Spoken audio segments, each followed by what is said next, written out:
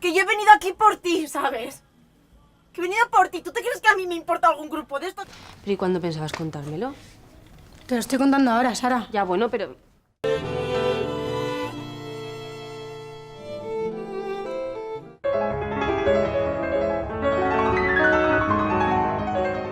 Estoy grabando este vídeo para contaros mi historia. La encontré en el suelo y le grité: ¡Laura!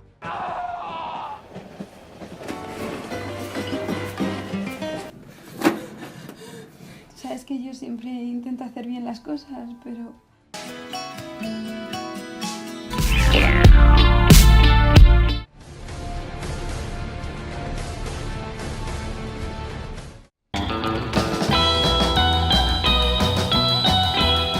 Todas las chicas que tenemos son muy distintas físicamente. Se presenta el puto novato y vil babosa Jesús Luque López.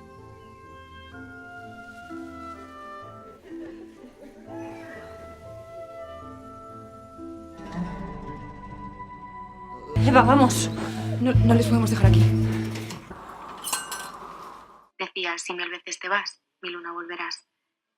Pero no, lo nuestro no era real. Que la verdad es que no suelo confiar mucho en quien no conozco. Fue una locura, no volverá a ocurrir. Reventaré la cabeza. A mi chica nadie la toca. Pero otra vez tarde.